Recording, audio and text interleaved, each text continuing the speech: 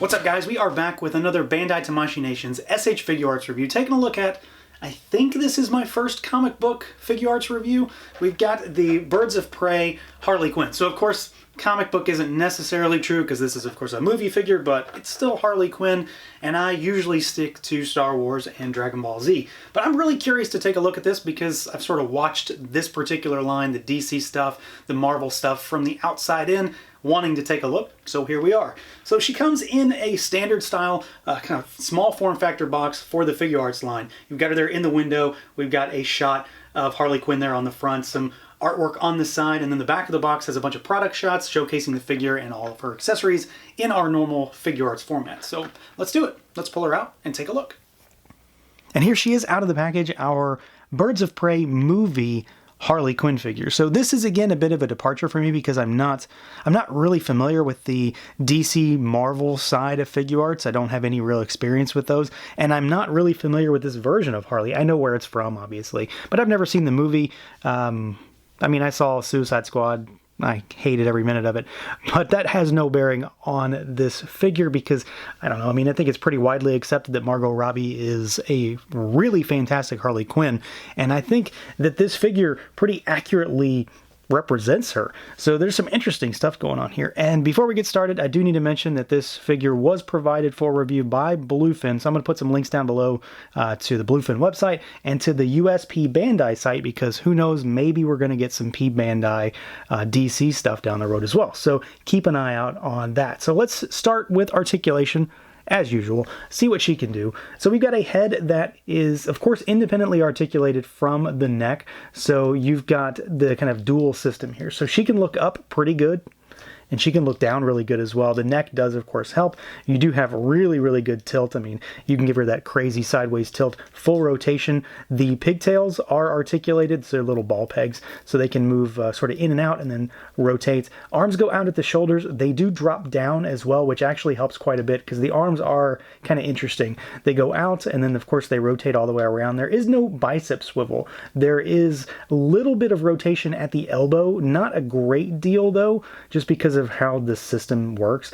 The elbow does have really good range of motion as far as articulation, and I was concerned that she wouldn't be able to hold on to things very well because of this, but because of the drop down and then how well her wrists hinge, because there's nothing in the way. I mean, that's like a broken wrist right there, basically. It doesn't really seem to hinder her too much, and then you've got full rotation there. We've got a interesting torso. So the upper piece of the torso actually goes into the crotch area here, and it makes it kind of weird because it's hard to articulate this midriff section. So this piece is separate from this piece, but it's hard to articulate it because this piece connects to the hips, but this piece is tucked into the hips. So you can twist really well. You go back really, really far.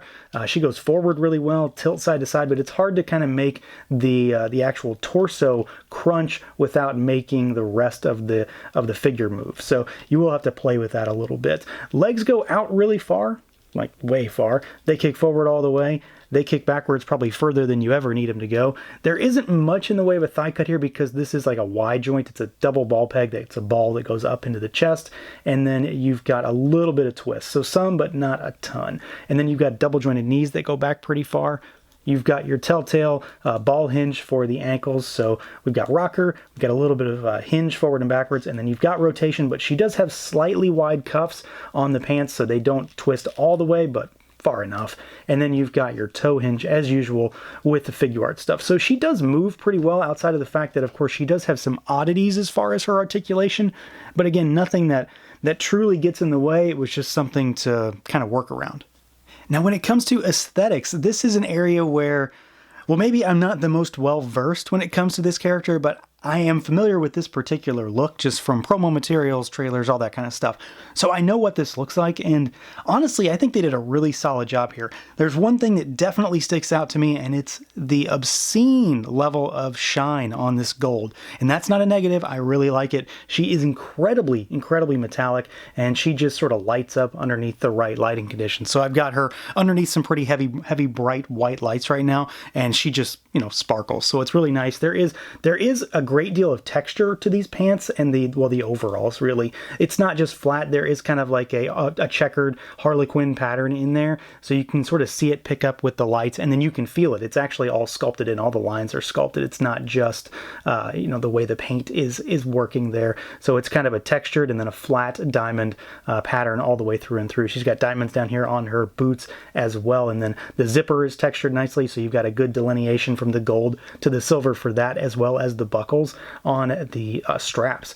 The skin tone is pretty well done. I mean, she's supposed to be pretty pale, so I think that comes through pretty nice. And then the tattoos are really nicely done as well. So you've got, this little dude, whatever that is. You've, of course, got the Telltale Harley Quinn tattoo on her wrist, and then she's got a bunch of rings on her hands, which are nicely sculpted, and they are individually sculpted and then painted as well. And you've got the little tattoo that sticks up from her shirt there as well. You've got a little bit of jewelry on her. She does have a free-floating necklace here. It's just done up in kind of a slightly metallic silver plastic, but I can't really get over how crazy this gold is. The jumpsuit is, it's absurdly gaudy, and I'm sure there are other costumes they could have gone with, but this one looks really wild. And at the end of the day, this thing is going to pop against like every other DC figure you've got, because she just shines so well, and the gold is so just ridiculously metallic. But what about that face? This is probably the best aspect of this figure for me, all of them. There are multiple faces here. We've got 3 total faces on this one, and I think they are all incredibly well done as far as the Margot Robbie likeness. It's clear what they're going for here as far as this particular version of Harley Quinn.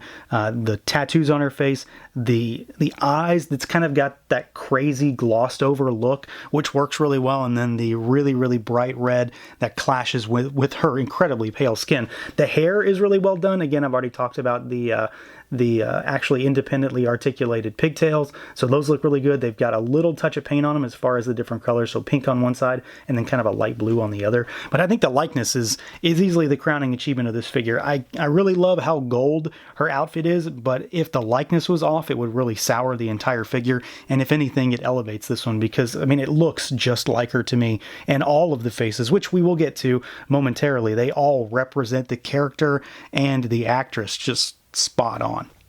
Now, as far as accessories goes, Harley has just about everything I think she might need here. She has a pretty solid spread, honestly.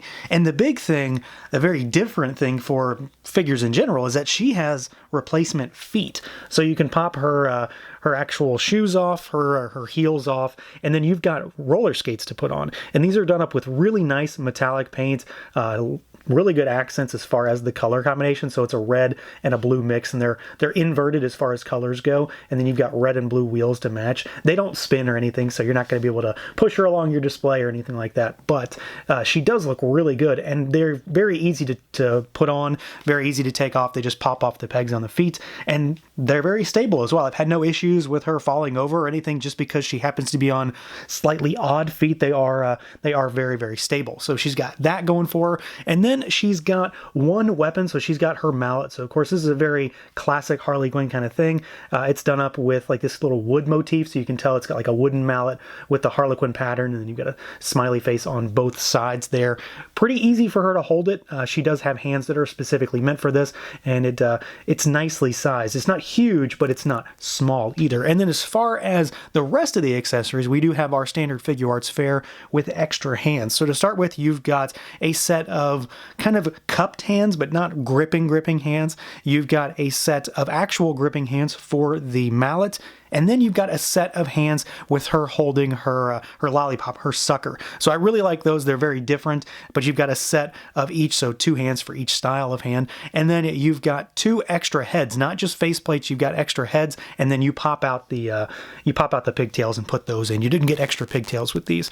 And then we've got a set of heads, one with her kind of smiling, really big, open mouth, and then you've got one with the sucker with the lollipop in her mouth. So I really like that one. It's got a really kind of smarmy expression to it, so I really think that one might be my favorite of the bunch. So she's got a pretty solid spread. You've got 3 heads, you've got 8 total hands, and then you've got the extra pair of feet, and then you've got the mallet. So there is a lot crammed into a relatively small package here.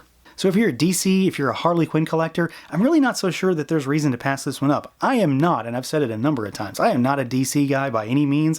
It's always been Marvel as the top for me, but this is a really solid figure. There's no real reason to say anything negative about this one. It very, very much looks like this version of Harley Quinn. She moves pretty well despite having a couple oddities, but it's all about the looks. That gold is incredibly vibrant and metallic. The faces are so well done. They look just like her. And this figure comes with a great array of accessories. Hands, faces, mallet, feet. There's a whole lot going on in this package, and if you're a fan of the character, if you're a fan of this movie, this is definitely not one to pass up, because it's probably going to surprise you. So that's going to do it for this look at the Birds of Prey Harley Quinn SH Figuarts. Let me know what you guys think. Feel free to like, comment, subscribe, and share, and until next time.